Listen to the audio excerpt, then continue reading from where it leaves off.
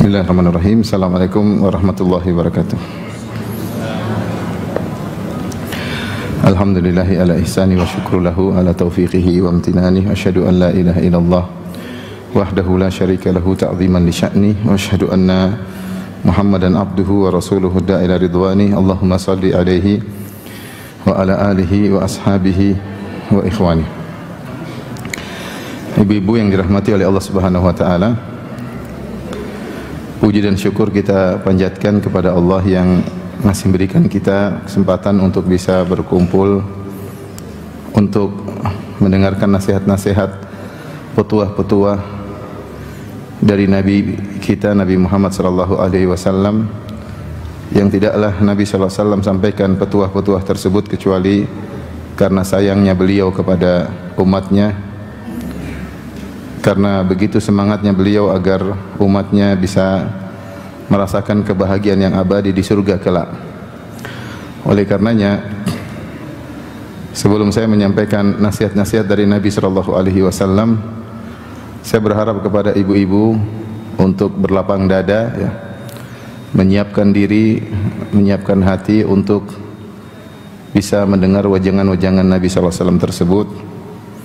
Meskipun bisa jadi wejangan-wejangan tersebut mungkin tidak mengenakan, ya, atau mungkin membuat hati menjadi sedih,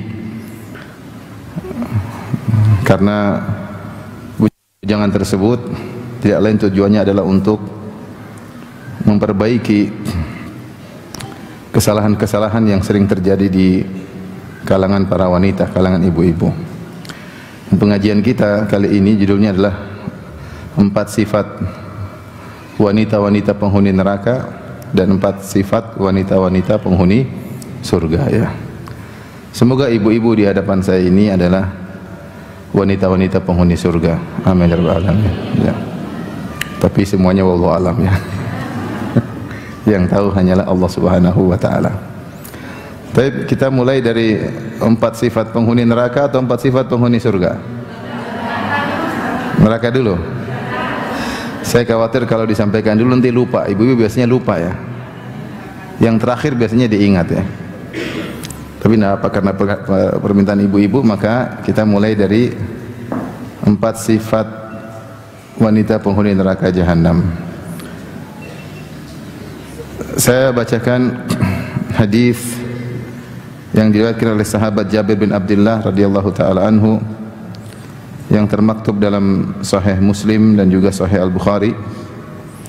Beliau berkata, "Syahidtu ma'a Rasulillah sallallahu alaihi wasallam as-salata yaumal Eid. Fabada'a bis-salati qabla al-khutbah bi ghairi adzanin wala iqamah. Tsumma qama mutawakki'an ala Bilal. Fa amara bi taqwallah wa hatha ala ta'atih." Aku menghadiri salat Id bersama Rasulullah sallallahu alaihi wasallam, maka Nabi sallallahu alaihi wasallam memulai salat sebelum khutbah. Yang salat tersebut tanpa adzan dan tanpa iqamat. Setelah salat tanpa adzan tanpa iqamat, kemudian Rasulullah SAW baru berkhutbah. Tsumma qama mutawakki'an ala Bilal. Kemudian Rasulullah SAW berdiri sambil bertelekan kepada Bilal.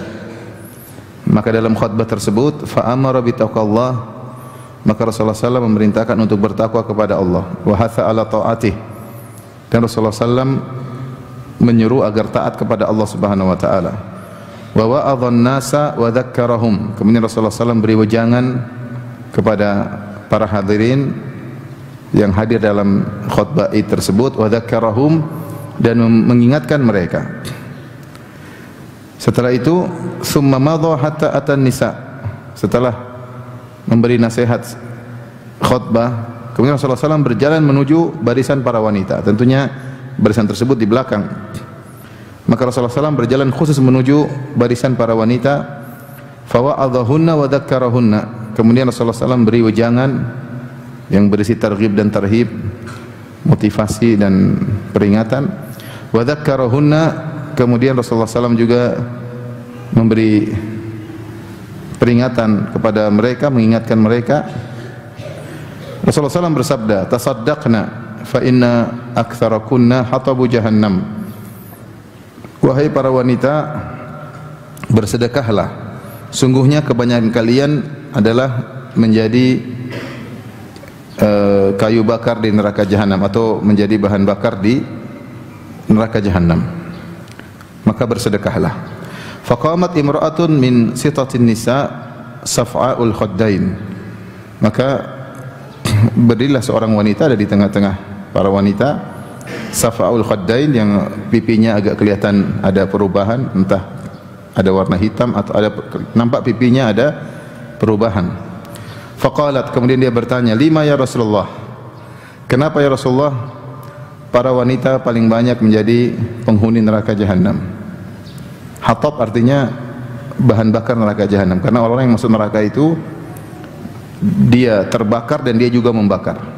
Dia terbakar dan juga dia membakar, sebagaimana firman Allah Subhanahu wa taala, ya ayyuhalladzina amanu qu anfusakum wa ahlikum nara wa quduhan nasu wal hijarah.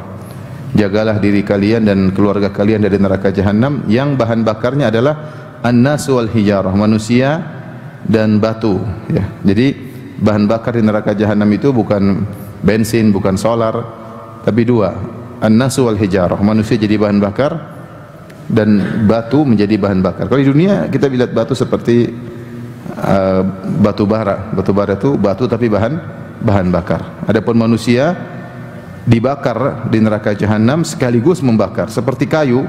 Kayu kalau kita bakar, dia terbakar, dia sekaligus menyalakan apa? Menyalakan api. Maka Rasulullah SAW mengatakan, wahai para wanita, bersedekahlah kalian karena banyak di antara kalian menjadi bahan bakar di neraka jahanam, terbakar dan membakar. Maka tadi ada wanita berdiri di tengah-tengah ibu-ibu, kemudian dia berkata, lima ya Rasulullah, kenapa bisa kami menjadi bahan bakar di neraka jahanam? Banyak di antara kami menjadi bahan bakar neraka jahanam. Maka Rasulullah SAW mengatakan, li'anna kunna tukthirna syakat, karena kalian suka mengeluh. Satu, sifat pertama, suka apa? Mengeluh, ya. Hafal ya, catat dalam hati ya. Di antara sifat penghuni neraka jahanam, tukthirna syakat, suka mengeluh, sering mengeluh. Yang kedua, wa takfurnal ashir, yaitu suka mengingkari kebaikan suami, tidak mengakui, tidak berterima kasih kepada suami. Al-ashir maksudnya al-mukhalid, maksudnya az-zauj, suami yang sering bersama dia dalam kehidupan dia secara keseluruhan, ya. Yang sering bersama dia suaminya, ternyata dia tidak bersyukur kepada suami, bahkan kufur kepada suami. Dua sifat ini. Qala faja'alna yatasaddaqna min huliyihinna, maka mendengar nasihat Nabi SAW, maka para ibu-ibu ketika itu mulailah mereka bersedekah tidak tanggung-tanggung, mereka bersedekah dengan perhiasan-perhiasan mereka. Yulqina fi thawbi Bilalin min aqritatihinna wa khawatimihinna, maka kemudian mereka pun melemparkan di baju Bilal. Bilal membuka bajunya untuk menerima sedekah mereka. Mereka pun melemparkan anting-anting mereka, kemudian mereka melemparkan cincin-cincin mereka untuk disedekahkan kepada Rasulullah sallallahu alaihi wasallam. Ini hadis riwayat Bukhari, riwayat Muslim. Dalam riwayat yang disebutkan, wa tukthirna la'an, kalian suka melaknat. Sifat yang ketiga apa? Suka melaknat. Sifat yang keempat datang dalam Musnad Abi Ya'la, Sahih Ibn Hibban, dalam Al-Mu'jam Al-Tabrani, ya, Al-Mu'jam fil Awsat, ya. Rasulullah SAW mengatakan, wa tusawwifnal khair, karena kalian para wanita suka menunda-nunda kebaikan. Taswif, wa tusawwifnal khair. Inilah 4 ciri yang paling mudah memasukkan wanita dalam neraka jahanam. Coba ibu-ibu diulang. Yang pertama apa? Suka mengeluh. Yang kedua, suka mengingkari kebaikan apa? Suami. Yang ketiga, suka melaknat. Yang keempat, suka nunda-nunda kebaikan. Yang punya 4 sifat ini angkat tangan.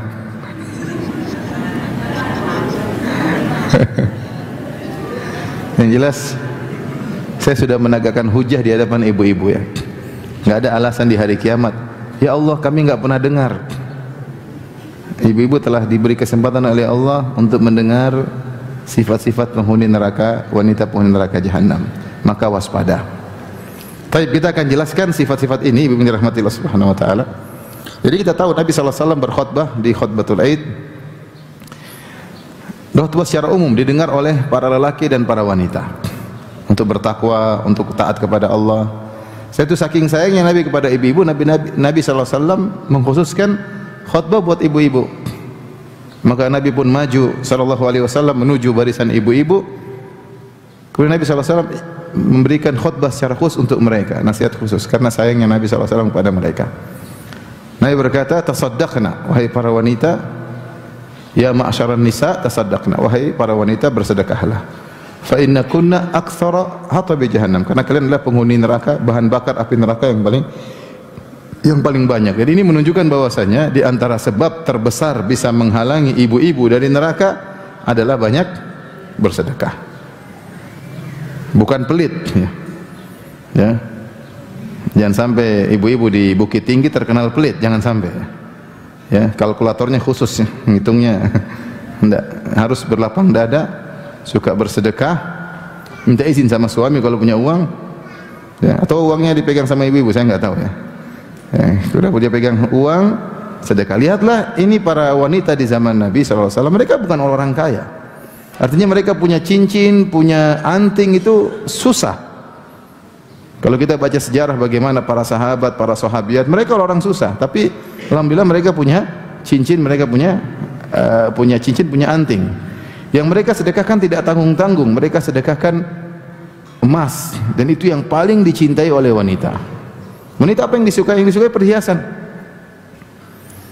Karena mereka tahu bahwasanya sedekah itu adalah metode yang paling tepat untuk menghalangi para ibu-ibu dari neraka jahanam. Mereka tidak tanggung-tanggung mereka mensedekahkan perkara yang paling mereka sukai. Itu apa? Cincin dan anting mereka. Padahal mereka adalah wanita-wanita yang hidup sederhana. Karena mereka ingin selamat dari neraka jahanam.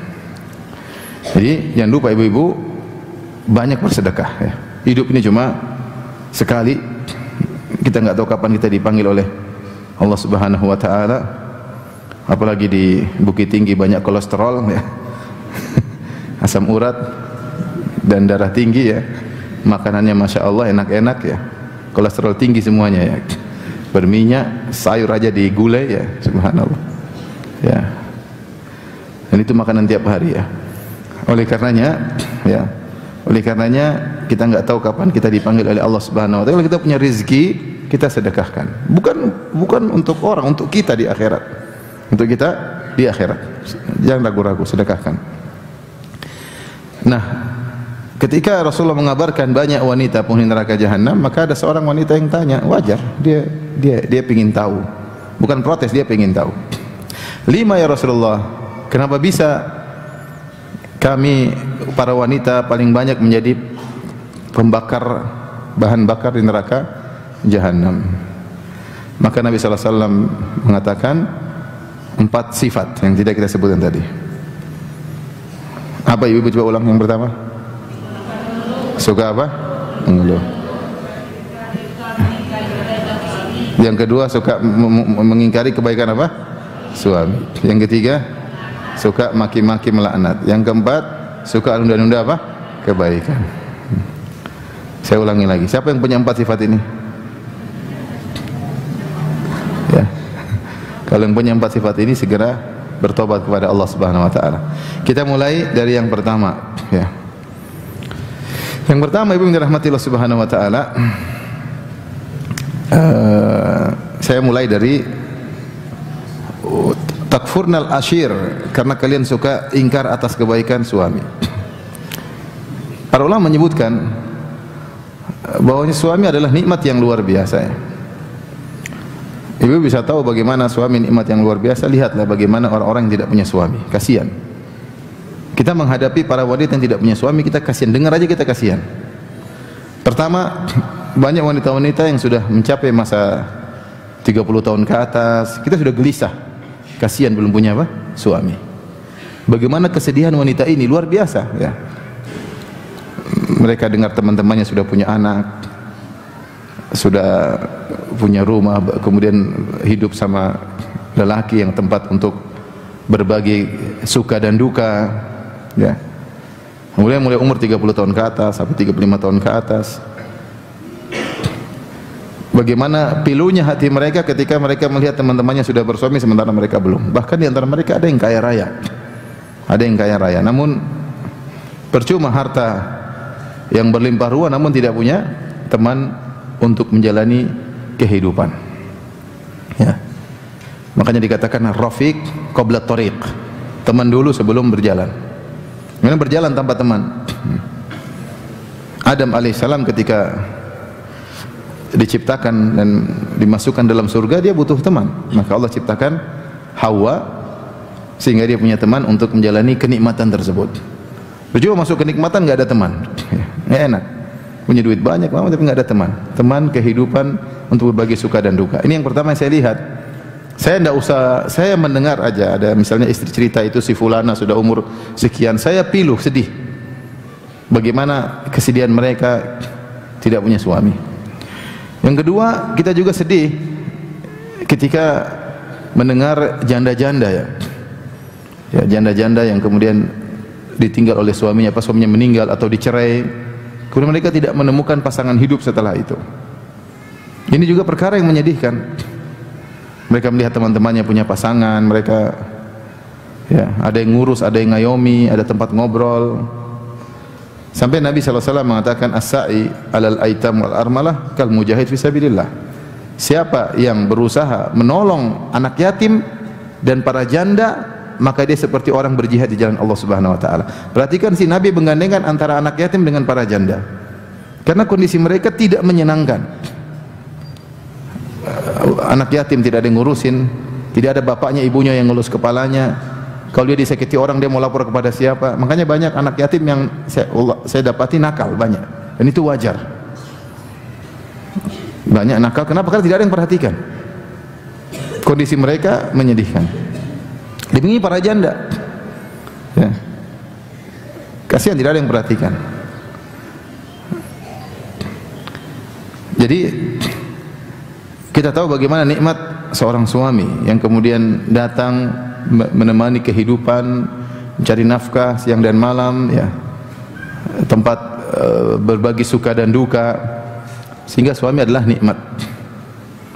Keberadaan suami adalah nikmat tersendiri, belum kebaikan yang dia lakukan.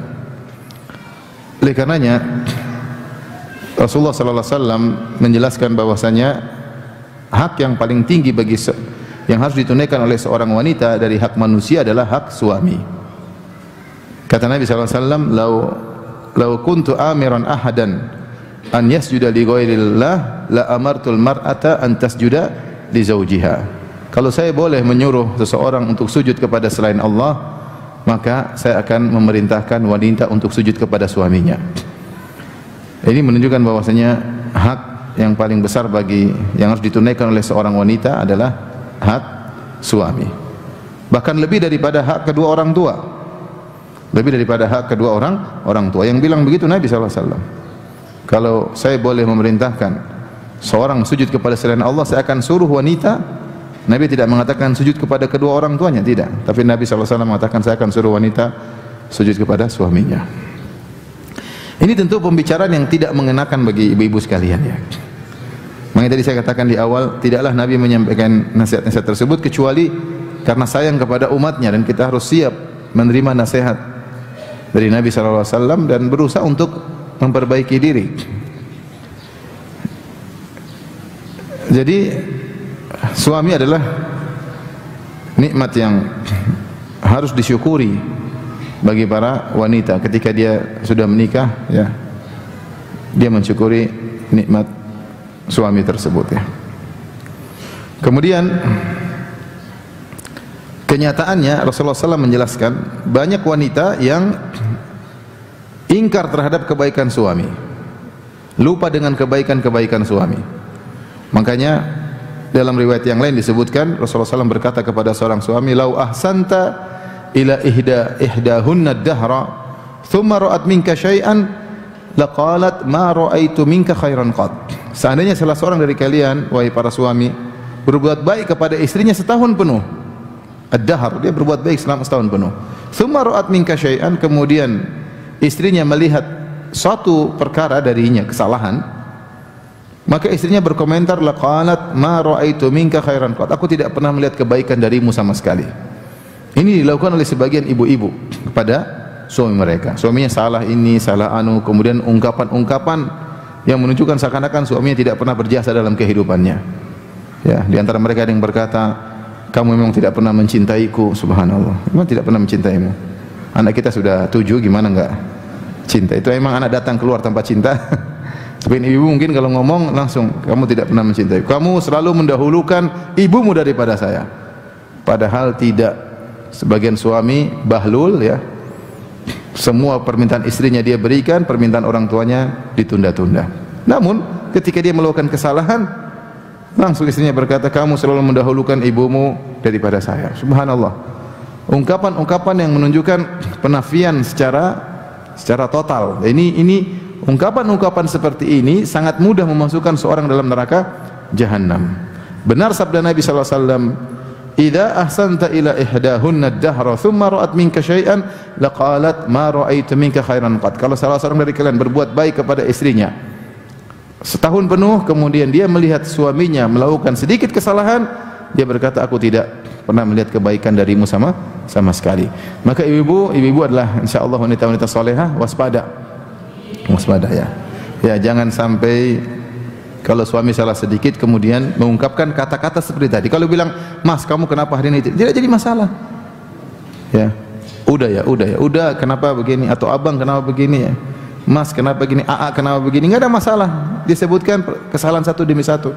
Tapi kalau langsung mengucapkan kata-kata, "Kamu memang enggak pernah begini, kamu memang enggak pernah begini." Nah, ini repot ini. Ini langsung cemplung neraka langsung. Langsung menjadi bahan bakar di neraka jahanam. Maka seorang waspada. Apa ciri-ciri wanita soleha? Ciri wanita soleha adalah wanita yang menunaikan hak Allah dan menunaikan hak suami. Kata Allah, "Fas-salihatu qanitatun hafizatun lil ghaibi bima hafizallah." Wanita-wanita soleha adalah wanita-wanita yang qanitat, taat beribadah, menunaikan hak Allah Subhanahu wa taala, hafizatun lil ghaib, menjaga hak suaminya ketika suaminya tidak ada. Allah menyebutkan ciri-ciri wanita salehah dua, menunaikan hak Allah, menjaga hak suaminya ketika suaminya tidak ada. Hafizatun lil ghaibi bima hafizallah, dengan penjagaan Allah. Yaitu ketika suaminya tidak ada, dia tetap tidak berkhianat. Ketika suaminya tidak ada, dia tetap menjaga harta suaminya, tidak dia gunakan sembarangan. Inilah wanita-wanita yang salehah. Nah, di antara hak yang paling utama ditunaikan oleh seorang wanita adalah berterima kasih kepada suami, berterima kasih kepada suami. Ibu-ibu yang dirahmati oleh Allah Subhanahu wa taala, bagaimana cara kita bersyukur kepada suami? Ya. Kata Nabi sallallahu alaihi wasallam, la yashkurullah man la yashkurun nas. Tidaklah dikatakan orang bersyukur kepada Allah orang yang tidak tahu berterima kasih kepada manusia. Latih lisan kita, kalau suami kita berbuat baik kita bilang jazakallahu khair, jazakallahu khairan suamiku. Ucapkan, latih. Coba ibu latihan sekarang. Jazakallahu khairan, udah, coba. Jangan-jangan enggak pernah ngomong, ini ketahuan enggak pernah ngomong. Coba ulang, bilang. Masya Allah. Dengar enggak? Enggak kedengaran ya? Bapak-bapak enggak dengar. Ibu coba ulang, jazakallahu khairan. Udah, coba. Ketahuan enggak pernah ngomong ini. Kalau sering ngomong mudah. Biasa Ustaz. Jazakallahu khairan, udah. Masya Allah. Ya, itu namanya pandai berterima kasih. Pandai berterima kasih. Ya. Di antara bentuk berterima kasih kepada suami, perhatikan ini ibu, buatlah suami merasa dia adalah pemimpin keluarga. Allah mengatakan ar-rijalu qawwamuna 'alan nisa. Para lelaki adalah pemimpin keluarga, pemimpin para wanita. Ibnu Abbas menafsirkan ayat ini ay umara, mereka adalah amir-amir di rumah mereka. Artinya apa? Kalau suami berbicara didengar, kalau suami memerintah ditaati, itu namanya berterima kasih kepada suami. Tapi kalau suami ngomong tidak dengar, suami perintah malah dibantah, ini istri yang pandai bersyukur atau tidak? Tidak. Yang jawab sedikit, tidak. Ini tidak lain saya sampaikan ibu-ibu karena kita ingin ibu-ibu semuanya masuk apa? Surga ya. Semoga Allah masukkan ibu dalam surga Allah Subhanahu wa taala. Amin ya rabbal alamin. Memang berat. Jangan sampai terjerumus dalam sifat penghuni neraka Jahannam. Jadilah wanita yang pandai bersyukur, bukan yang takfurnal ashir, yang kufur kepada suami. Makanya sebagian ulama menyebutkan kenapa Nabi menggunakan lafal kufur, karena wanita disebutkan dalam buku-buku syurahul hadis, karena wanita ketika tidak bersyukur kepada suaminya, dia benar-benar lalai dari hak Allah. Allah sudah kasih dia nikmat, diberikan suami yang mengurusi urusannya, yang bisa menjaga kemaluannya, yang bisa menundukkan pandangannya, yang bekerja siang malam untuknya, ya, kemudian yang berikan anak-anak kepadanya. Kemudian dia tidak berterima kasih, berarti dia tidak tahu diri, seakan-akan dia tidak tahu nikmat yang Allah berikan kepada dia. Karena itulah Nabi menggunakan lafal kufur. Dan ini menunjukkan tidaklah digunakan lafal kufur kecuali jika ada yang melanggar atau terjerumus dalam kekufuran tersebut, dia terjerumus dalam dosa besar. Ini yang pertama, ibu dirahmati Allah Subhanahu wa taala, sifat penghuni wanita penghuni neraka Jahannam tidak berterima kasih kepada suami. Jadi sering-sering latih ibu-ibu, udah jazakallahu khairan. Ya. Kalau suami ngomong, iya udah apa gitu, dengerin ya, dengerin. Jangan suami ngomong kemudian main HP, lagi WhatsAppan sama teman, ya, tidak beradab kepada suami. Itu namanya tidak bersyukur, tidak bersyukur. Yang kedua, sifat wanita penghuni neraka Jahannam, tukthirna syakah, suka mengeluh. Suka mengeluh. Dua penafsiran kalangan para ulama yang saya dapat di dalam buku syarah hadis tentang tukthirna syakah, kalian suka mengeluh. Pertama perlu dijelaskan, mengeluh sesekali tidak jadi masalah. Makanya Rasulullah SAW bukan mengatakan sifat penghuni neraka, sifat wanita penghuni neraka mengeluh, enggak. Tapi Rasulullah SAW mengatakan sering mengeluh. Kalau mengeluh sesekali wajar. Suami tidak sempurna, kondisi terkadang memang tidak pas, seorang mengeluh pada suaminya, mas kita begini, biasa. Yang jadi masalah kalau sering. Seringnya dia mengeluh, menurut sebagian ulama menunjukkan dia tidak ridha dengan keputusan Allah. Dia protes terhadap kondisinya sehingga dia sering mengeluh. Sering mengeluh. Ini disebutkan oleh Syaukani rahimahullah taala. Ya. Menunjukkan dia tidak ridha dengan keputusan Allah, dan protes dengan keputusan Allah adalah dosa besar. Dosa besar. Makanya kenapa Rasulullah SAW mengatakan laisa minna man darabal hududa wa syaqqal juyuba wa da'a bid'awal jahiliyah, bukan dari golongan kami seorang tatkala terkena musibah pukul-pukul pipinya, robek-robek bajunya dan menyuruh suruhan jahili, karena perbuatan tersebut menunjukkan dia tidak ridha dengan takdir Allah Subhanahu wa taala.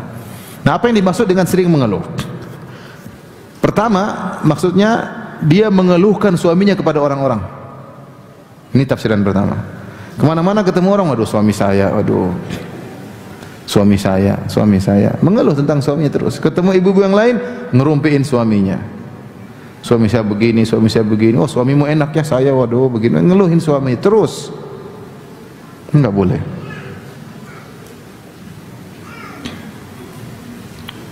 Bukan jalur memperbaiki suami kalau suami punya kesalahan dengan mengeluhkan dia kemana-mana. Ini membongkar aib suami. Padahal Allah Subhanahu Wa Taala mengatakan hunna libasul lakum wa antum libasul lahun. Sesungguhnya kalian para wanita adalah pakaian bagi suami dan suami adalah pakaian bagi istri. Di antara fungsi pakaian adalah menutup aurat. Seorang wanita menjalankan perannya sebagai pakaian bagi suaminya dengan menutup aurat aib-aib suaminya, bukan malah mengumbar kemana-mana, sehingga aib suaminya tersebar di mana-mana. Apalagi sebagian ibu-ibu kalau sudah marah sama suaminya bikin statusnya hati yang terbelah, masya Allah. Orang tanya, ada apa ada apa hati terbelah dua. Kadang-kadang hatinya kena panah. Apa ini ya. Subhanallah, bikin status. Kadang suami istri debat-debatan lewat status. Ini terjadi. Saya bukan bicara orang ini orang ngaji. Suaminya bikin status tentang istri soleh harusnya begini-begini. Istri bikin status suami yang baik harusnya begini-begini. Perang-perangan status. Orang yang nonton, mereka sedang perang, ketahuan. Ini lebih bahaya anti berkeluh kesah di medsos yang bisa lihat ribuan orang daripada anti berkeluh kesah kepada seorang 2-3 wanita. Terbatas 2-3 wanita, itu pun tidak boleh. Apalagi kemudian bikin apa? Medsos. Apalagi kemudian bikin cerita. Bikin cerita, layangan lepas lah.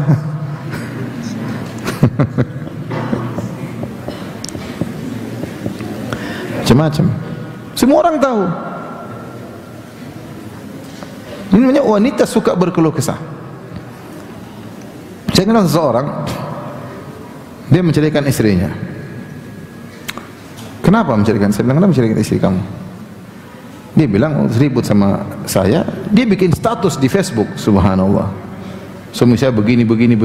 Orang semua baca, siapa yang kuat? Aibnya dibongkar. Jadi, wa tukthirna syakah, makna yang pertama adalah mengeluhkan suaminya kepada orang-orang, kepada ibu-ibu yang lain. Tidak boleh ibu-ibu. Kalau suami ibu punya kesalahan, nasihati ibu. Kalau enggak, lewat jalur yang baik. Bilang ke ustadz ke, atau bilang ke mertua ke. Kita bukan sekedar melepaskan kedongkolan. Kita ini ingin melakukan perbaikan. Kalau tidak mampu, cerai, khulu. Pada kemudian mengumbar aib suami kemana-mana ya. Sementara status masih suami. Ini yang pertama, tafsiran pertama. Tafsiran kedua, tukthirna syakat, suka mengeluh kepada suami. Mas ini kok begini, mas ini kok begini, mas ini mengeluh kepada suami. Ini cabang dari dosa yang pertama, ingkar kepada kebaikan apa? Suami.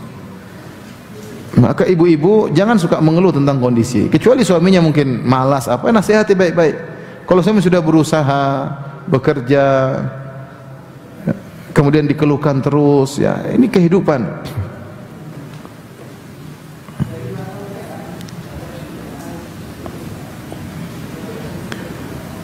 Hidup ini penuh dengan ujian ya. Dan tidak mungkin kita meraih kenikmatan surga kecuali ada bagian dunia yang kita korbankan, nggak mungkin. Oleh karena bersabar, dan sabar pahalanya sangat besar ya. Pahala sabar sangat besar. Baca tentang bagaimana kisah-kisah sahabiat, kisah orang-orang terdahulu, sabarnya mereka terhadap kehidupan yang sulit. Lihatlah bagaimana Aisyah radhiyallahu taala anha. Ketika ada seorang wanita datang kepada Aisyah bawa 2 putrinya, kemudian minta makan, ketuk rumah Aisyah. Aisyah radhiyallahu anha buka pintu, dia cari makanan.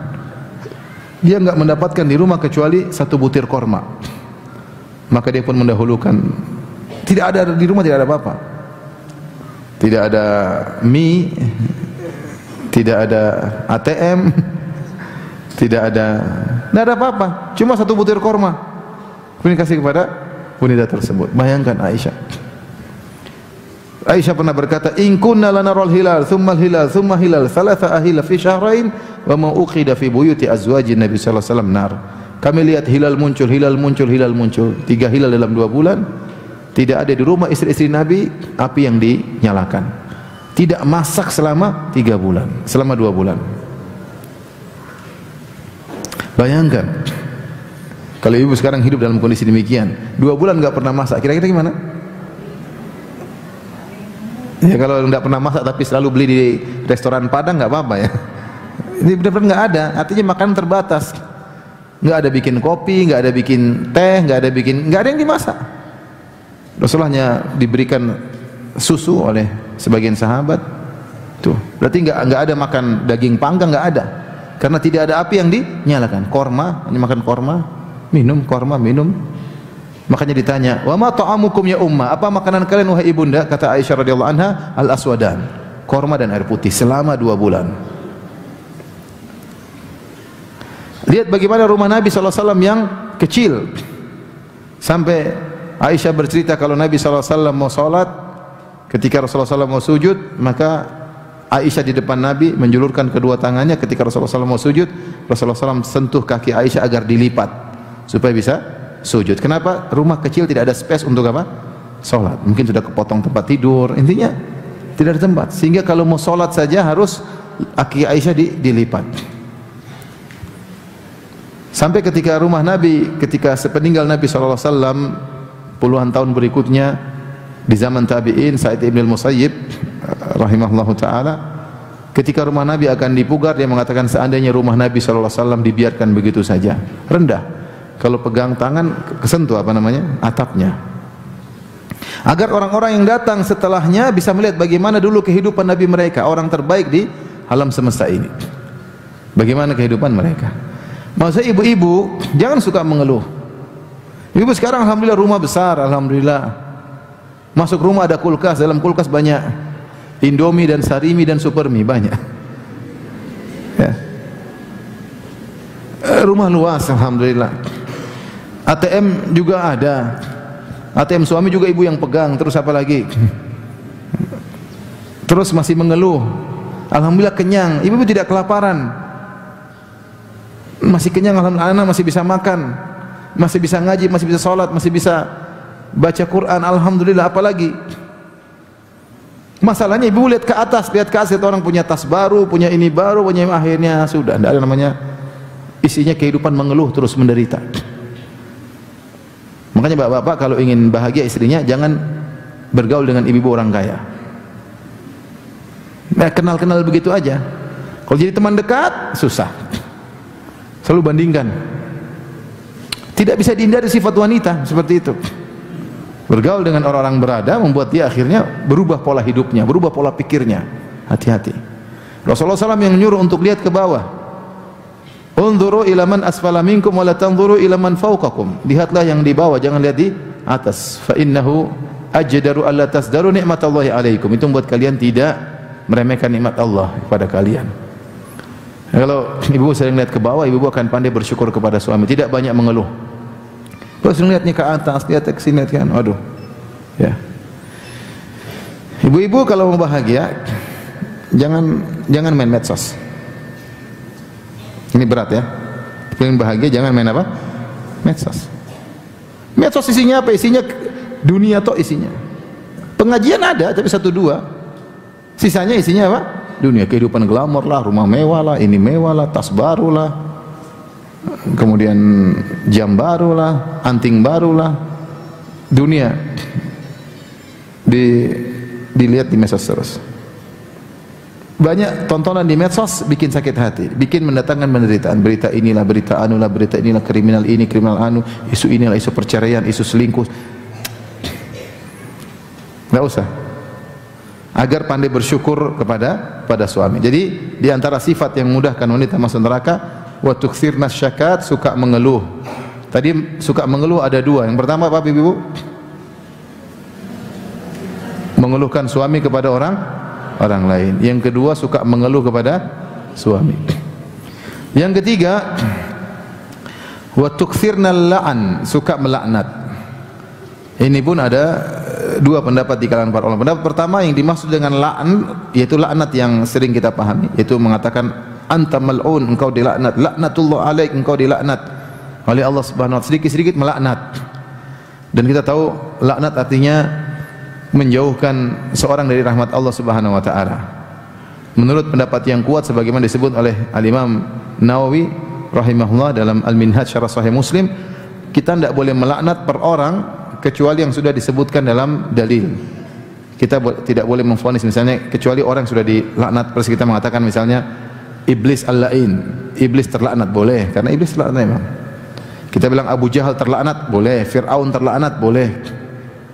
Atau orang yang mati kafir terlaknat, boleh, karena dia mati kafir akan dijauhkan dari rahmat Allah. Tapi kalau selain orang-orang yang disebutkan dalam dalil mereka masuk neraka, maka tidak boleh kita melaknat secara vonis langsung, tidak boleh. Karena laknat, kalau kita melaknat orang, laknat ini akan mencari apakah berhak mengenai orang tersebut atau tidak. Kalau tidak, dia kembali kepada pelaknat. Dan laknat itu maksudnya, kalau kita bilang laknatullah alaik, maksudnya semoga kau dijauhkan dari rahmat Allah Subhanahu wa taala. Yang boleh kita melaknat adalah secara umum, melaknat dengan menyebutkan sifat. Misalnya kita mengatakan laknatullah alal kadzibin, laknat Allah bagi orang-orang pendusta. Laknatullah alal zalimin, laknat Allah bagi orang yang berbuat zalim. Laknat Allah bagi peminum khamar, laknat Allah bagi pemakan riba, enggak apa-apa. Tapi jangan bilang kamu makan riba Allah melaknatmu, jangan. Ini enggak boleh. Buktinya apa? Buktinya ketika ada seorang sahabat yang minum khamar, kemudian didatangkan didera, kemudian dia sadar, kemudian minum khamar lagi, datang didera lagi, sampai ada sahabat yang lain yang jengkel mengatakan semoga Allah melaknatmu. Maka Rasulullah SAW tegur, tidak boleh. Padahal hadis-hadis menunjukkan khamar itu dilaknat dari 10 sisi. Yang minum khamar, yang tanam anggur untuk dijadikan khamar, yang memerah anggur untuk dijadikan khamar, yang menuangkan khamar, yang memindahkan botol dari sana ke sini, semuanya dilaknat. Ya, 10 model terkait dengan khamar semua dilaknat. Tapi ketika ada orang minum khamar langsung, tidak boleh kita kamu terlaknat, nggak boleh. Karena bisa jadi ada penghalang dia untuk terlaknat. Misalnya ternyata dia ada ibadah, ternyata ada sedekah, ternyata dia cinta kepada Allah dan Rasulnya, maka Rasulullah tegur, jangan kau laknat dia. Sungguhnya dia mencintai Allah dan Rasulnya. Tapi kita boleh melaknat dengan umum. Kita mengatakan Allah melaknat para peminum khamar, boleh. Allah melaknat para penjual khamar, boleh. Allah melaknat para penuang khamar, boleh. Allah melaknat para pemakan riba, boleh. Dan banyak hadis-hadis yang menunjukkan laknat Allah kepada ini, laknat Allah kepada ini, boleh. Tapi kalau si fulan enggak boleh. Nah, sebagian wanita, dan saya rasa di Indonesia tidak ya, jarang. Tapi kalau di luar, di negeri Arab, sebagian orang mudah melaknat. Saya di Indonesia hampir enggak pernah dengar orang mengatakan laknat Allah pada kamu, jarang. Ada tapi jarang. Baik dari kalangan ibu-ibu maupun kalangan bapak, jarang saya dengar. Kalau mereka marah, mereka pasti maki-maki. Tapi kalau laknat, perkataan laknat Allah kepadamu itu jarang. Ya. Dan waspada, jangan suka melaknat. Ini tafsiran pertama, mereka masuk neraka karena suka melaknat. Tafsiran kedua diterangkan oleh sebagian ulama, maksudnya laknat di sini adalah perwakilan. Maksudnya mereka suka sibab dan syatam, suka maki-maki. Kalau udah ngomel maki-maki, itu dasar brengsek perempuan gini, maki-maki panjang. Ini tidak boleh, karena Rasulullah SAW mengatakan sibabul muslim fusukun wa qitaluhu kufrun. Mencaci maki seorang muslim yang lain adalah kefasikan dan membunuhnya adalah kekufuran. Maka kalau kita marah sama orang, ya kita marah sekali, 2 kali, jangan makian panjang. Dasar brengsek, dasar caci maki terus.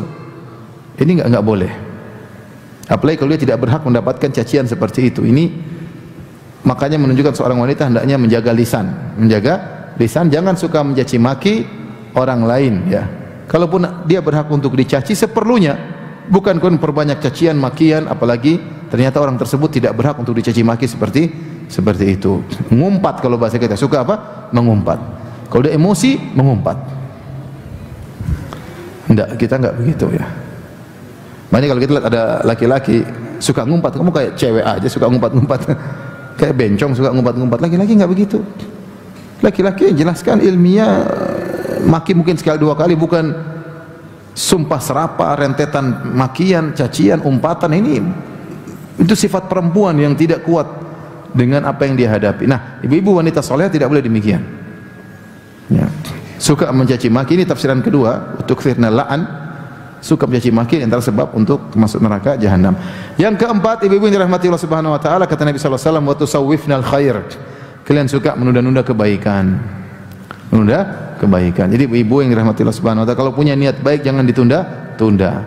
Menunda niat baik ini akhirnya menjerumuskan orang banyak dalam keburukan, ya. Ya. Hatta idza ja'adahumul maut qala rabbirji'un. Allah menyebutkan beberapa penyesalan. Tatkala orang akan meninggal, dia berkata, ya Allah kembalikan aku sebentar saja.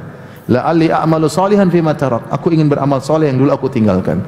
Kita enggak tahu umur kita berapa. Maka kalau punya niat baik segera lakukan, jangan tunda-tunda. Jangan tunda-tunda. Ya, Allah menyebutkan dalam Al-Qur'an beberapa ayat yang menunjukkan orang menyesal ketika sudah datang sakaratul maut, dia ingin ngomong, mungkin kita enggak dengar, tapi dia berkata, "Ya Allah, tundalah aku sebentar, aku ingin berbuat baik." Ya ayyuhalladzina amanu la tulhikum amwalukum wala auladukum an dzikrillah wa may yaf'al dzalika fa ulaika humul khasirun wa anfiqu mimma razaqnakum min qabli ay ya'ti ahadakumul maut fayaqula rabbi laula akhartani ila ajalin qaribin fa asaddaqa wa akum minas salihin. Wahai orang yang beriman, janganlah kalian terlalaikan dari anak-anak kalian, harta kalian. Siapa yang terlalaikan dari mengingat Allah, urusan dunia, urusan anak-anak, maka mereka orang yang merugi. Berinfaklah kalian sebelum datang kepada salah seorang dari kalian kematian, kemudian dia berkata, "Ya Rabbku, tundalah kematianku sebentar saja, aku ingin berinfak." Ini gara-gara taswif, nunda-nunda. Nunda-nunda ya. Saya pernah mengalami satu hal yang saya sesalkan. Saya punya teman datang kepada saya, Ustaz kalau ingin, saya ada uang, ya saya punya uang kok Ustaz, miliaran, maksudnya saya mau bantu Ustaz. Saya bilang, saya lagi tidak butuh, nanti deh ya. Saya memang lagi tidak ada proyek dakwah, tidak ada proyek apa maksudnya untuk urusan akhirat. Saya bilang, aduh, endaklah saya ini. Subhanallah, kemudian dia meninggal. Saya menyesal kenapa waktu itu saya tidak, ya sudah mari, dia sudah niat dan dia sudah berucap, mudah-mudahan dia dapat pahala. Cuma saya tidak terima ketika itu, kemudian dia meninggal dunia. Kita kalau sudah meninggal selesai. Jangan tunda-tunda kebaikan. Menunda kebaikan ini sebab kebinasaan. Menunda berbuat baik. Menunda kalau punya dosa tidak segera minta ampun kepada Allah Subhanahu wa taala. Ya. Nanti bertobatnya tahu-tahu meninggal dunia, tidak sempat. Kalau punya utang puasa utang apa ditunda-tunda sampai akhirnya tidak bisa dikerjakan, ya. Kalau punya masalah sama orang, tunda-tunda minta maaf, nanti aja tunggu lebaran. Tahu-tahu meninggal sebelum apa? Lebaran. Kalau punya masalah sama suami, tunda-tunda minta maaf, tunggu suami yang minta maaf. Tunda-tunda. Ego dikedahulukan, tahu-tahu meninggal dunia. Ya, ini ibu-ibu jangan menunda-nunda, ya. Menunda kebaikan, salat ditunda-tunda, nanti aja, salat zuhur nanti jam menjelang asar. Tahu-tahu kebablasan. Salat isya nanti menjelang tidur. Tunggu, sinetron belum selesai. Akhirnya kebablasan. Bersedekah nanti nih, mau naik haji nanti. Duh, belum bikin ini, belum bangun ini, enggak jadi naik haji. Enggak baik nunda-nunda. Ya. Mau bayar hutang nanti aja, insyaallah orangnya belum lagi kok, nunda-nunda, tahu-tahu meninggal belum sempat bayar hutang. Nunda-nunda mengembalikan hak orang lain, hati-hati. Semua dosa bisa diampuni kecuali hak orang. Sampai orang yang mati syahid pun diampuni dosa-dosanya illa dain, kecuali utangnya kepada orang lain. Kalau punya utang segera lunasi, jangan tunda-tunda. Ya. Saya sering sampaikan dalam pengajian-pengajian bahwasanya jika hati kita terbetik untuk melakukan kebaikan, berarti kita sedang dapat hidayah. Jangan tolak hidayah tersebut, segera lakukan. Sederhananya, kita lagi diam-diam lagi masak di rumah, misalnya ibu-ibu, tahu-tahu dalam hati, kok saya pingin sholat duha, segera tinggalkan sholat duha. Berarti kita dikasih hidayah oleh apa? Allah. Jangan bilang nanti habis masak jam 11, nanti nggak jadi. Kita lagi di mobil, tahu-tahu ada orang miskin lewat, kasihan kita. Orang buta kayak orang apa, kita terbetik hati kita. Jangan kita bilang nanti jadi orang buta berikutnya. Kita lewat sudah, kesempatan kita bersedekah hilang. Kapan sih tergerak? Lihat kita lagi main ke rumah saudara, tahu-tahu lihat ponakan, kok kasihan, pingin kasih hadiah. Kasih, jangan tunda-tunda. Berarti kita lagi diberi hidayah oleh Allah. Nanti Allah mudahkan banyak kebaikan. Tiba-tiba kalau lagi jualan laku, rumah makan Padang lagi laris, laporan bulanan, masya Allah punya uang. Tiba-tiba hati pingin umroh, daftar. Jangan nanti. Dunia datang dan pergi. Kesempatan untuk beramal soleh tidak selalu ada. Makanya kalau Allah kasih kita ada keinginan untuk melakukan kebaikan apapun, terkait dengan sedekah, terkait dengan melayani suami, tahu-tahu ingin, saya ingin senangkan suami saya hari ini, bikin, jangan tunda-tunda. Maka kita sedang dapat hidayah dari Allah. Tunda-tunda kita itu membuat kita celaka, membuat kita celaka. Inilah ibu-ibu yang dirahmati Allah Subhanahu wa taala, 4 ciri wanita penghuni neraka jahanam. Ulang ibu, yang pertama apa? Suka mengeluh. Yang kedua, tidak berterima kasih kepada suami. Yang ketiga, suka mengumpat, maki-maki. Yang keempat, menunda kebaikan. Baik, selanjutnya 4 ciri penghuni surga. 4 ciri ini tentunya sering ibu dengar, dia adalah penguat dari sebelumnya ya. Kata Nabi sallallahu alaihi wasallam dalam satu hadis, "Idza shallatil mar'atu khamsaha wa shamat syahraha wa hafizat farjaha atau hasanat farjaha wa ata'at ba'laha qila laha udkhilal jannata min aybabin min abwabil jannati syi'ti." Jika seorang wanita salat 5 waktu, ciri yang pertama.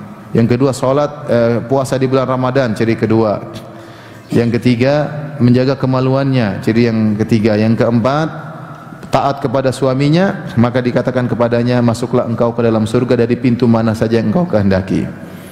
Dalam hadis ini Rasulullah SAW menjelaskan bahwasanya masuk surga itu mudah ya.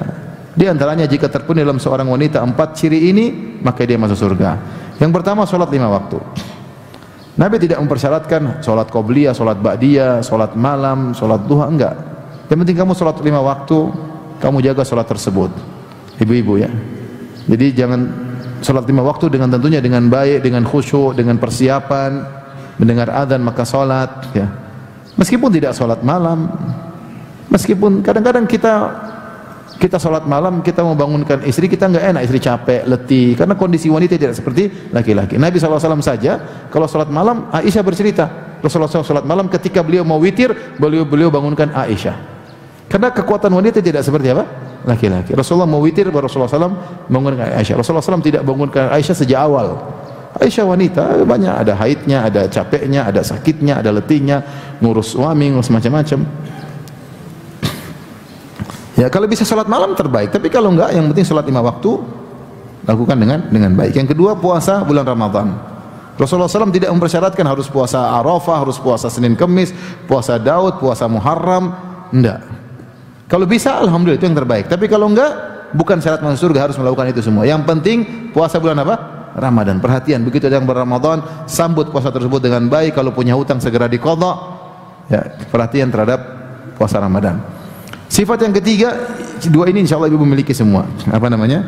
Salat 5 waktu dan puasa bulan Ramadan. Tinggal ciri keempat masuk surga. Ciri ketiga, wa hasinat farjaha, menjaga kemaluannya. Allah memuji seorang wanita dalam Al-Qur'an masuk surga ya, memiliki sifat utama menjaga kemaluannya, yaitu Maryam. Kata Allah Subhanahu wa taala, wa Maryam banatallati wa Maryam Imran allati ahsanat farjaha. Ya. Dan Maryam binti Imran yang telah menjaga kemaluannya. Bagaimana dia menjaga kemaluannya? Dia tidak membuka celah untuk digoda oleh lelaki manapun. Makanya ketika Allah uji dia dengan datangnya Jibril, ya. Allah mengatakan, fa arsalna ilaiha ruhana fatamatsala laha basharan sawiyya. Maka kami utus kepada Maryam Jibril alaihissalam, maka Jibril menjelma menjadi seorang yang sempurna, itu seorang laki yang tampan. Maryam sedang sibuk beribadah sendiri. Tiba-tiba lelaki tersebut datang menemui Maryam. Maryam langsung tidak kasih celah, dia mengatakan, "Inni a'udzu birrahmani minka in kunta taqi." Aku berlindung kepada Allah, jika kau bertakwa tinggalkan aku. Dia tidak mengatakan, dari mana Pak? Ngobrol dulu, minum teh dulu. Enggak ada. Ini enggak boleh, kita lagi berdua enggak boleh, enggak ada. Benar-benar dia jaga kemaluannya. Nah, ibu-ibu kalau ingin masuk surga, jaga kemaluan, tundukkan pandangan, jangan ngobrol sama suami orang, jangan ketawa ketiwi sama suami orang meskipun hanya lewat chattingan, meskipun dalam komentar, jangan. Yang berhak mendapatkan rasa senyuman manis, cinta manis suami kita, bukan suami orang. Yang berhak mendapatkan kata-kata indah suami kita, bukan suami orang lain. Sebagian wanita, masya Allah, kalau bicara sama suami orang senyum, tertawa, murah. Ya. Sama suami sendiri cemberut. Ya. Sama suami apa? Cemberut. Sampai saya sering cerita kalau sebagian wanita, masya Allah, kalau beli bakso saja lemah lembut. Mas, baksonya Mas, Mas kecapnya Mas. Kalau mau nambah, Mas, nambah dong Mas. Lembut. Kalau sama suaminya, ambil dulu itu. Kecapnya itu. Bisa jadi suaminya berharap, berangan-angan menjadi tukang bakso agar dilembuti oleh suami istrinya. Karena istrinya kalau sama tukang bakso lembut, sama dia enggak. Ini namanya tidak sempurna dalam menjaga kemaluan. Menjaga kemaluan itu kita fokus. Makanya Allah memuji para wanita penghuni surga, di antara ciri mereka adalah mereka tidak memandang kecuali suaminya. Ya. Qasiratut tarf, kata Allah, mereka fokus kepada suaminya. Ini sifat mereka, qasiratut tarf, fokus kepada suaminya. Sifat bidadari yang lain, sifat pertama dalam surat Ar-Rahman Allah sebutkan beberapa sifat.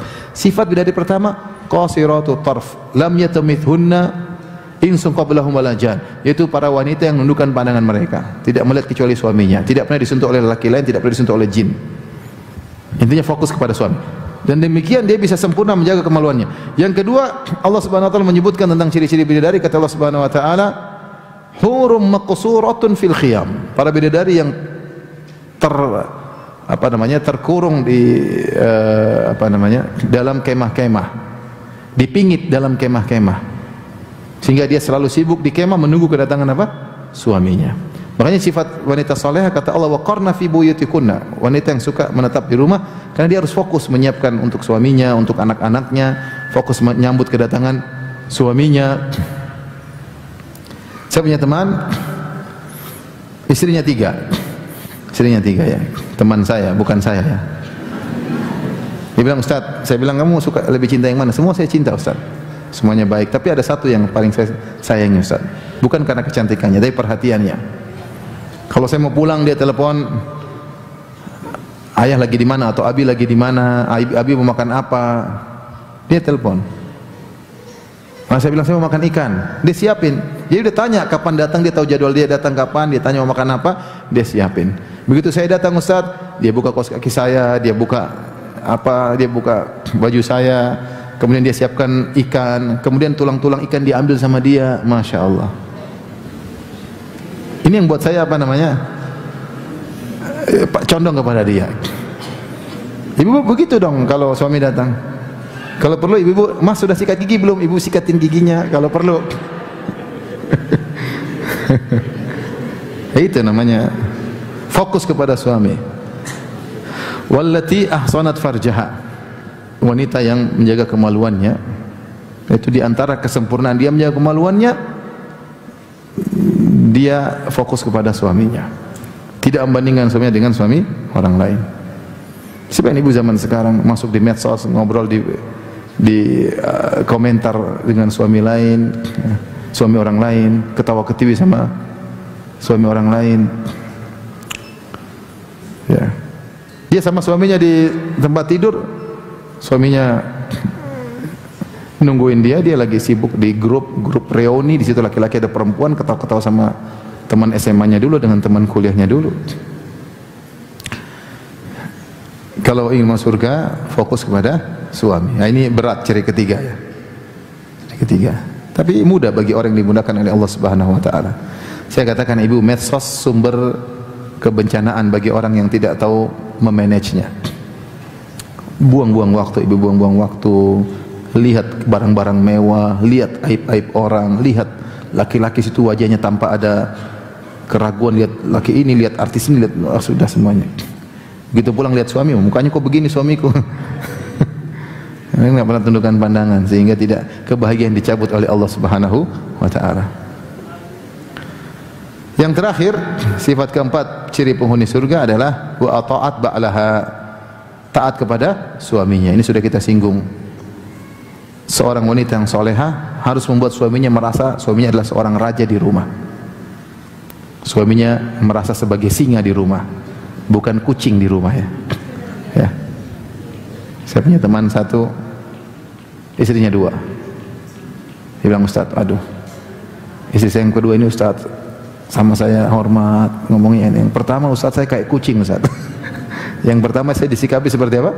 Kucing. Maksudnya apa saya juga nggak tahu ya. Maksudnya mungkin nggak tahu, mungkin nggak dihargai atau apa. Suami tidak merasa sebagai raja di rumah, tapi sebagai budak di rumah, budak istrinya. Ini apa seperti ini? Rasulullah SAW kabarkan tentang wanita yang terbaik, kata Rasulullah SAW, alladzi idza ra'aha sarrathu wa idza amaratha ata'at, idza amaraha ata'athu, atau kama qala Nabi sallallahu alaihi wasallam. Wanita terbaik adalah yang jika kau memandangnya menyenangkan dirimu, yang jika kau perintahkan dia, dia taat kepadamu. Ini ciri wanita penghuni surga. Kalau ibu di rumah, suami sering lihat, Masya Allah istriku lihat, nah, itu insya Allah langsung masuk surga ibu-ibu ya. Suami sering lihat ibu-ibu, Mas ngapain sih ngeliat saya sih Mas? Jadi ngelihat, dia senang lihat ibu, senang lihat ibu-ibu. Kenapa? Karena ya mungkin dia merasa bahagia, maka dia pandang. Bukan kalau dia lihat istrinya langsung cemberut, langsung kecut hatinya, langsung. Kemarin sudah lihat istrinya, pasti sebentar lagi ngomel, pasti sebentar lagi apa? Ngomel.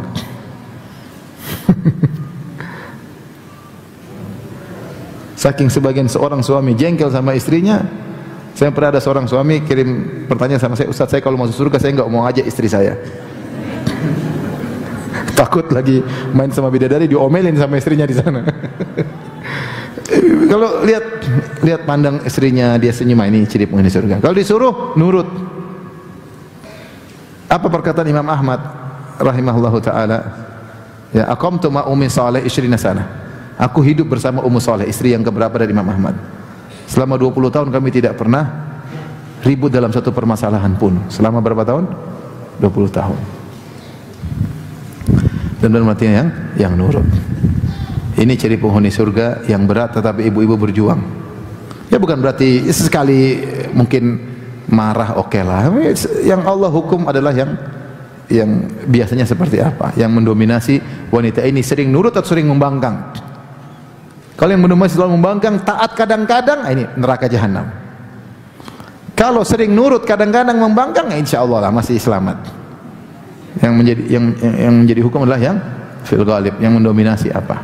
Latih diri kita untuk taat kepada suami karena Allah Subhanahu wa taala. Demikian ibu yang dirahmati Allah Subhanahu wa taala, kajian yang saya sampaikan.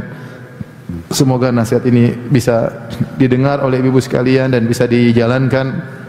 Demikian juga para pemirsa yang menyaksikan secara langsung ya, semoga menjadi wanita-wanita salehah. Hidup ini sebentar ya. Kita menghadapi perjalanan yang sulit untuk meraih kebahagiaan yang terindah di akhirat kelak. Ya, jadilah wanita yang salehah, dan kalau jadi salehah akan bahagia, Ibu kalau nurut, rajin salat, menjaga kemaluan akan bahagia. Tidak mungkin ada orang beriman tidak bahagia. Jangan menyangka cari kebahagiaan dengan lihat medsos, dengan beli ini, belum tentu bahagia. Bahagia itu adalah keimanan. Bahagia adalah keimanan, taat pada perintah Allah, itulah sumber kebahagiaan. Wallahu ta'ala alam bisawab. Yang bisa sampaikan? Ada pertanyaan?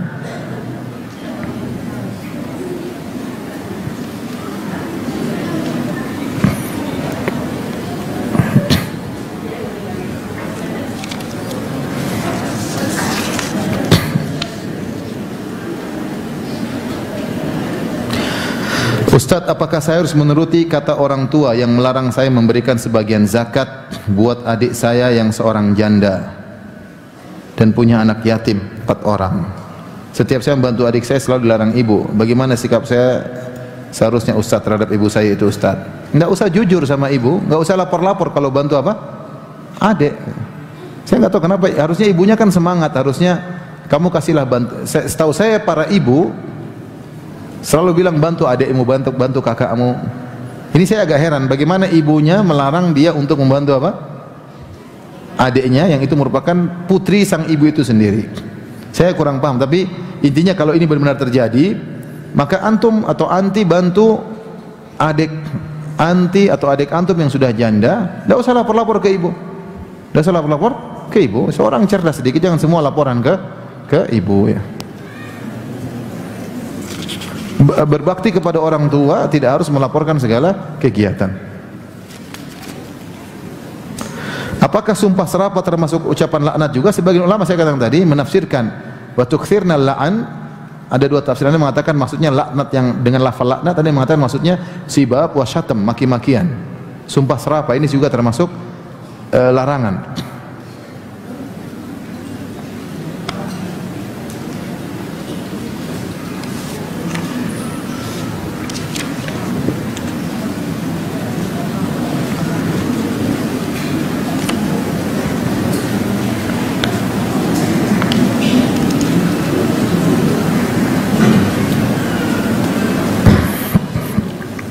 Ustaz, di dalam Islam kan dilarang untuk meminta-minta atau mengemis. Tapi kenapa banyak anak lihat anak-anak pesantren yang minta-minta ke rumah-rumah penduduk Ustaz? Baik berupa uang maupun beras. Anak jadi bingung. Ya tentunya tidak baik. Yang hukum asal minta-minta untuk diri sendiri, hukum asalnya tercela. Dibahas panjang oleh Syekhul Islam Ibnu Taimiyah rahimahullah taala. Kecuali orang tersebut benar-benar berhak untuk meminta ketika dia sangat miskin. Itu lain cerita. Tapi hukum asalnya seseorang tidak minta-minta untuk dirinya. Adapun kemudian dia mengarahkan untuk sedekah untuk bukan dirinya, untuk pembangunan masjid, untuk pembangunan pondok, maka ini tidak jadi masalah. Contohnya Nabi SAW dalam hadis ini dijadikan dalil oleh sebagian ulama dengan hadis ini. Rasulullah menyuruh orang bersedekah, tapi bukan untuk apa? Dirinya. Ya ma'syaran nisa tasaddaqna, bersedekahlah, tapi bukan untuk dirinya, tapi untuk kemaslahatan kaum muslimin. Adapun minta untuk diri sendiri, maka ini hukum asalnya tercela. Saya rasa kurang pas kemudian anak-anak datang suruh minta-minta, enggak pas seperti itu. Ya kalau mau yang pengurus pondok yang kemudian mungkin mendatangi, bukan anak-anak disuruh minta-minta untuk kepentingan mereka, ya tentunya tidak pas ya.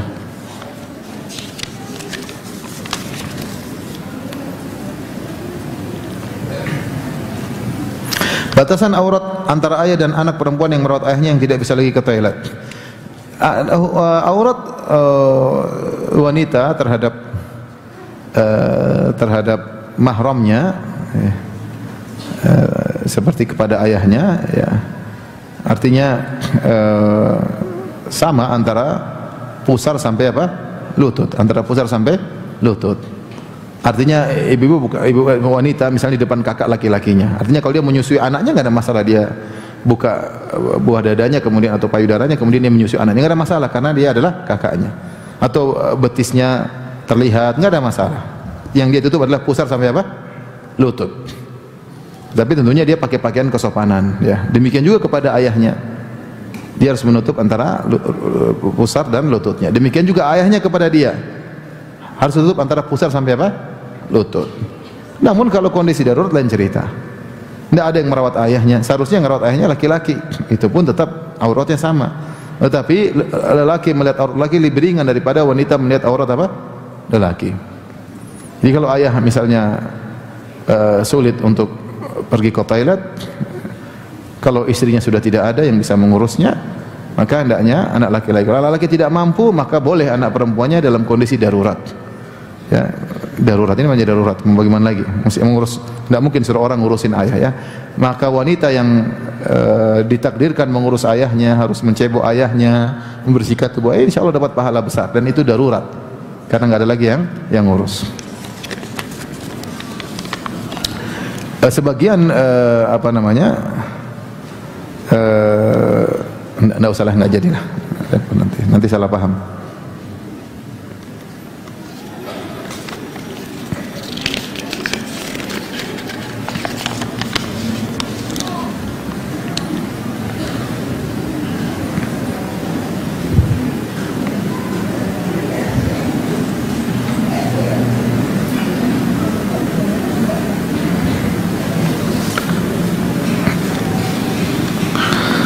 Anda sudah mengenal sunnah selama 2 tahun, selama Anda menuntut ilmu mengalami berbagai macam kesulitan serta kemudahan yang dikaruniakan oleh Allah. Tapi akhir-akhir ini Anda merasakan capek serta manisnya ilmu sudah berkurang. Apalagi Anda melihat orang-orang sepertinya hanya sibuk menimba ilmu tanpa mengamalkannya. Bahkan mereka hanya peduli dengan diri masing-masing dan acuh dengan sesama. Nasihati anak ya Ustaz agar anak bersabar dengan ini semua. Nah ini cobaan hidup ya. Kita belajar untuk diri kita, bukan untuk orang lain ya. Dan tentunya tidak semua orang mengamalkan apa yang dia ilmui ya. Tapi masih banyak orang yang dia mengamalkan ilmu. Kita ada orang yang seperti itu, menuntut ilmu untuk dia amalkan. Dia tidak menuntut ilmu tapi dia banyak pengamalan. Ada orang sebaliknya hanya menuntut ilmu wawasan-wawasan tapi tidak pernah mengamalkan. Maka saya nasihati buat diri saya pribadi dan juga hadirin hadirat agar ketika menuntut ilmu diniatkan untuk diamalkan. Jangan cuma sebagai wacana ya. Hanya sebagai wawasan. Enggak, kita berusaha mengamalkan. Adapun yang bertanya sabar ya. kita sabar untuk kebahagiaan yang abadi ya. Makanya disebutkan man ta'iba katsiran, barang siapa yang capek lama maka dia akan bahagia lama. Siapa yang capek sedikit maka kebahagiaannya pun cuma sedikit. Sabar.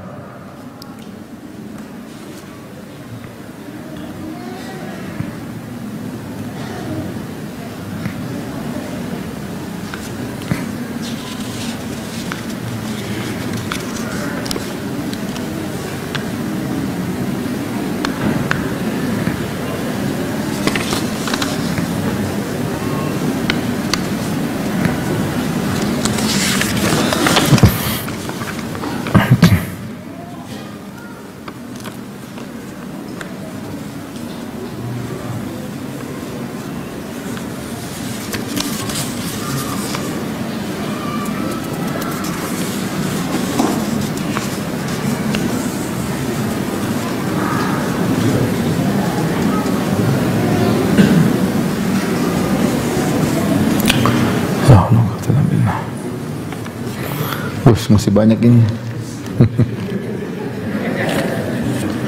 Saya baca-baca aja ya, tidak semua saya jawab ya. Banyak curhat-curhat misalnya.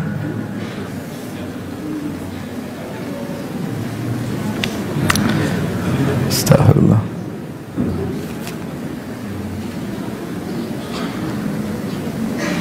Ya, hidup ini memang namanya hidup pasti ada ujian.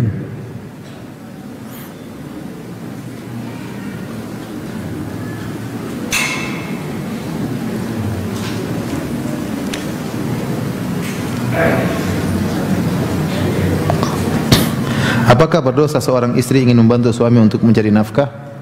Kalau nafkah tersebut sudah cukup, tidak perlu. Tugas dia di rumah banyak, mengurus suaminya, mengurus anak-anaknya, memperbaiki dirinya, memperhatikan penampilannya untuk suaminya. Tapi jika memang suaminya sudah berusaha ternyata tidak cukup, maka dia ingin bantu, tidak apa-apa, dapat pahala. Yang penting dia jaga diri. Dia jaga diri. Karena sebagian wanita ketika bekerja, suaminya bekerja ini kadang timbul permasalahan karena dia akan berinteraksi dengan laki-laki lain. Dia mulai merendahkan suaminya, kok teman kantor saya lebih hebat, akhirnya dia memandang remeh suaminya. Itu biang atau sumber perpecahan di rumah tangga.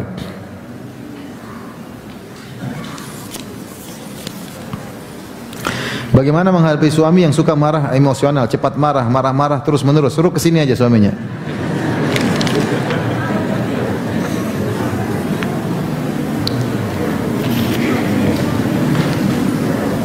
Saya mau bertanya, suami saya kalau sama anak tidak pelit, tapi kalau sama istri pelit. Yang penting ibu masih gemuk, sudah tidak apa-apa. Kalau yang penting anak senang, tidak apa. Kalau ibu udah kurus kerempeng, lapor ke pengadilan. Sabar ya, tidak apa-apa. Apa salahnya duduk sama suami ngobrol, mas?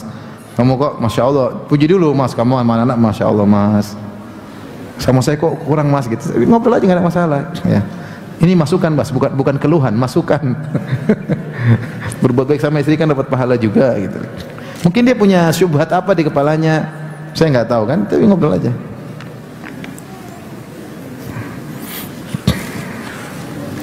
Ustaz, bagaimana kalau sholat di masjid? Bagaimana hukumnya untuk perempuan? Perempuan boleh sholat di masjid. La tamna'u ima Allah masajid Allah buyutuhunna khairun lahun. Jangan kalian melarang para wanita ke masjid untuk ibadah, untuk sholat, untuk ikut pengajian. Tetapi rumah mereka lebih baik. Artinya wanita kalau sholat di rumah lebih baik daripada sholat di masjid.